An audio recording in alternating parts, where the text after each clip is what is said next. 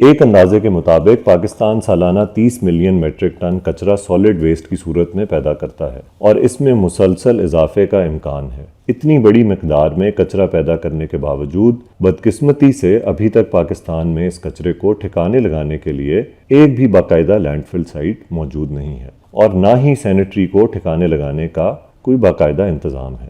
یہ کچرا بڑے پیمانے پر ماحولیاتی آلودگی کا باعث بنتا ہے، جس سے بیک وقت زیر زمین پانی اور فضا دونوں میں خطرناک عناصر شامل ہو جاتے ہیں جو مہلک بیماریوں کی وجہ بنتے ہیں، جس کا اثر ملکی معیشت پر بھی پڑتا ہے۔ پاکستان میں میونسپل ویسٹ مینجمنٹ کے نظام کا تنقیدی جائزہ لیا جائے تو یہ کارکردگی اور معیار دونوں حوالوں سے ضروریات کے مطابق نہیں۔ یہ نظام محض تھوڑی مقدار میں کچرے کو جمع کر کے کھلے آسمان کے نیچے پھینک دینے یا جلانے تک محدود ہے۔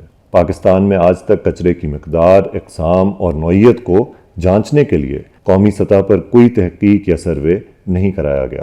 ایک اندازے کے مطابق ملک میں فارمل اور انفارمل دونوں طریقوں سے مجموعی طور پر 50% کچرا ہی اکٹھا ہو پاتا ہے۔ بڑے شہروں میں پیدا ہونے والے کچرے کا 80% تک اکٹھا کر لیا جاتا ہے، جبکہ دیہات میں یہ تناسب 20% کی کم ترین سطح تک پہنچ جاتا ہے۔ اور یہ بات اس لیے بھی پریشان کن ہے کہ ملکی آبادی کا بڑا حصہ آج بھی دیہات میں آباد ہے۔ 2023 کی مردم شماری کے مطابق پنجاب، جو آبادی کے حساب سے پاکستان کا سب سے بڑا صوبہ ہے، اس کی کل آبادی کا صرف 40% شہری ہے، جبکہ 60% حصہ دیہی آبادی پر مشتمل ہے۔ ویسٹ مینجمنٹ اصولی طور پر مقامی حکومتوں کی ذمہ داری بنتی ہے، لیکن مقامی حکومتوں کو فعال کرنے کی جگہ اس نظام کو ایڈ ہاک طرز پر چلاتے 8 ویسٹ مینجمنٹ کمپنیاں بنائی گئی ہیں۔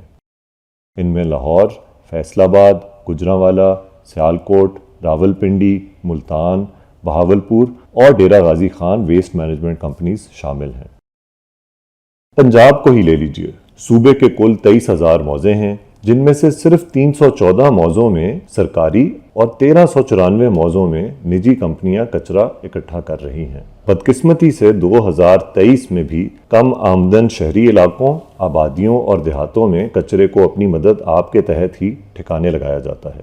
ویسٹ مینجمنٹ کا ایک اہم پہلو ویسٹ ڈسپوزل سٹیشن ہے، جن کی تعداد نہ ہونے کے برابر ہے۔ لاہور پنجاب کا سب سے بڑا شہر اور صوبائی دارالحکومت ہے۔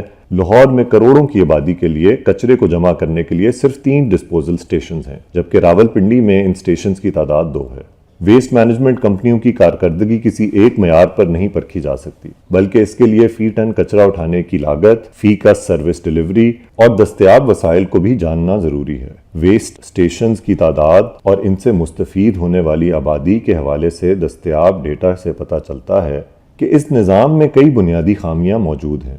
جنوبی پنجاب، جو صوبے کی کل آبادی کا 23% بنتا ہے، وہاں کل ڈسپوزل سٹیشنز کا 42%، جبکہ شمالی پنجاب، جو صوبے کی آبادی کا 10% بنتا ہے، وہاں صرف 1% ڈسپوزل سٹیشنز موجود ہیں۔ اس وقت وسطی پنجاب میں 227، شمالی پنجاب میں 6، جنوبی پنجاب میں 199 اور مغربی پنجاب میں 45 ڈسپوزل سٹیشنز موجود ہیں۔ آبادی کے تناسب سے دیکھا جائے تو جہاں جنوبی پنجاب میں 1,12,000 لوگوں کے لیے ایک ڈسپوزل سٹیشن موجود ہے، وہیں شمالی پنجاب میں 16 لاکھ سے زائد لوگوں کے لیے ایک سٹیشن موجود ہے۔ فی ٹن کچرا اٹھانے کی لاگت کے حوالے سے بہاولپور ویسٹ مینجمنٹ کمپنی سر فہرست ہے اور اس کی فی ٹن کچرا اٹھانے کی لاگت 2900 روپے فی سینیٹری ورکر ہے، جبکہ دیگر کمپنیاں 3 سے 4,000 روپے فی ٹن کی لاگت سے کچرا اٹھاتی ہیں۔ سینیٹری سٹاف کی تعداد بھی کارکردگی کو پرکھنے کے حوالے سے اہم ہے، کیونکہ ہر کمپنی کے پاس 1,000 لوگوں کے لیے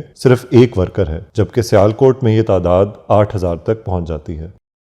صوبے میں کوڑے دانوں کی تعداد بھی ضروریات کے مطابق نہیں۔ مغربی پنجاب، جہاں صورتحال قدرے بہتر ہے، وہاں بھی 21,000 لوگوں کے لیے ایک کنٹینر موجود ہے۔ ضلعی طور پر جھنگ سر فہرست ہے، جہاں 14,000 لوگوں کے لیے ایک کنٹینر ہے، جبکہ شیخوپورہ، لیا اور لودھرا میں کوڑے دان موجود ہی نہیں۔